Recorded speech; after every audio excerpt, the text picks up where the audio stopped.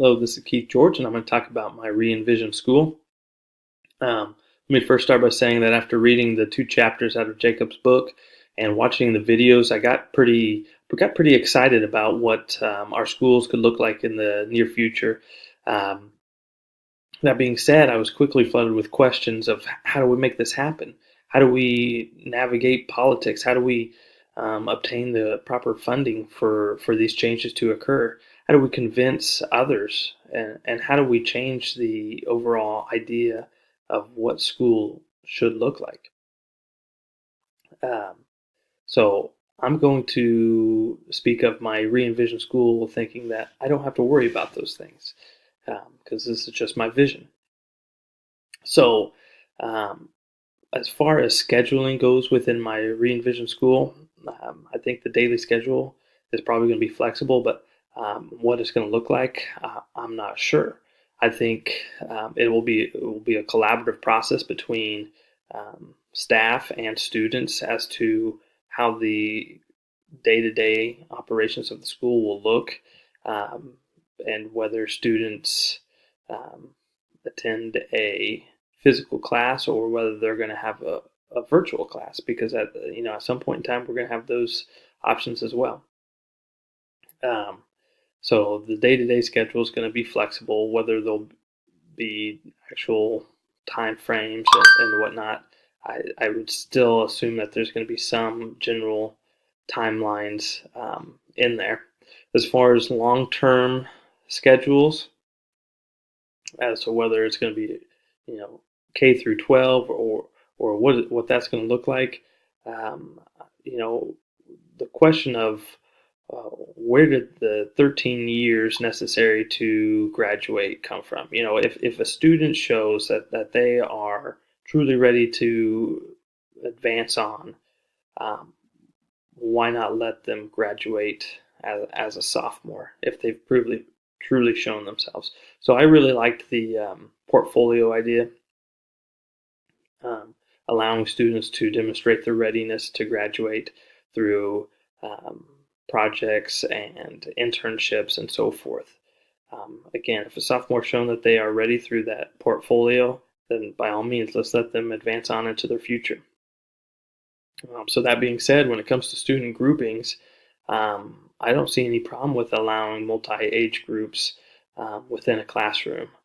Now, the students who are younger would need to show the skills and the knowledge necessary to be placed in those other classes, but it would be an option for them to be able to advance rather than just social promote with the students of their age.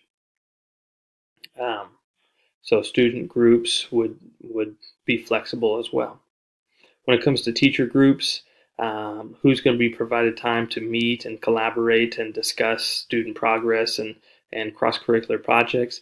I believe that there's going to need to be an established time for teachers within the same grade level to meet, an established time for departments to meet, an established time for vertical alignment.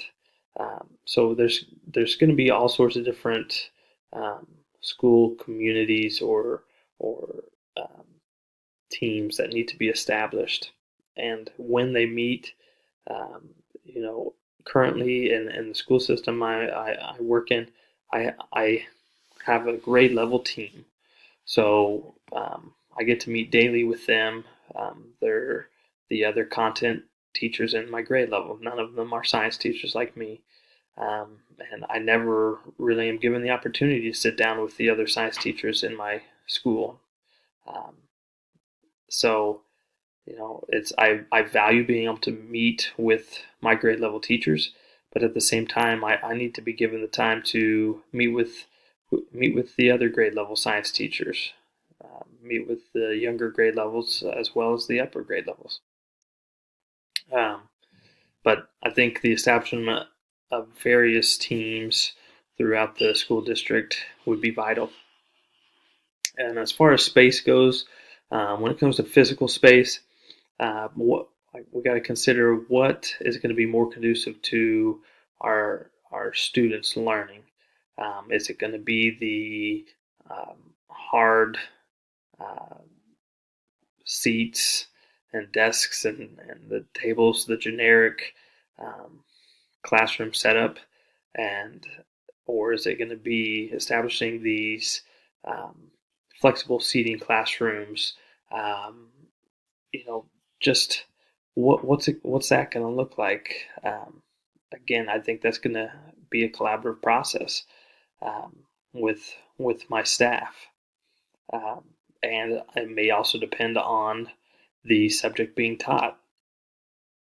So I also think that there will be um, opportunities for virtual classes. So um, again, with technology today, obviously we're able to expand what we're able to do as a class well beyond the walls of our classroom.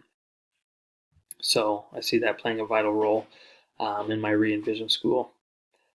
So really, what I liked a lot was what Peter Hutton was talking about, the Temple Stowe College um, being for ages 12 through 18, where student voice is truly heard.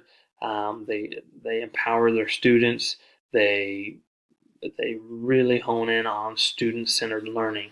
And in order for student-centered learning to work, you need to hear student voice and you need to take action on it. So, by the sound of it, that school is creating these interest groups based on student voice.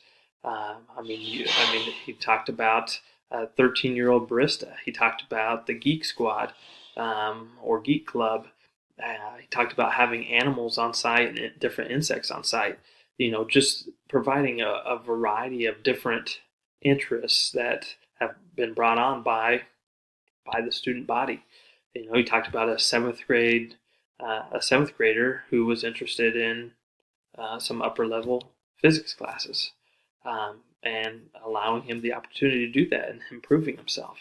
So, just being flexible and really catering to student interests, and by creating those different clubs and those different groups, and even allowing them to work for money, and learning a trade that interests them. I think that there's great value in that. And so I was really liking um, the sound of that school. Um, so I'm going to spend some time looking into that and continue to re-envision schools. Thank you.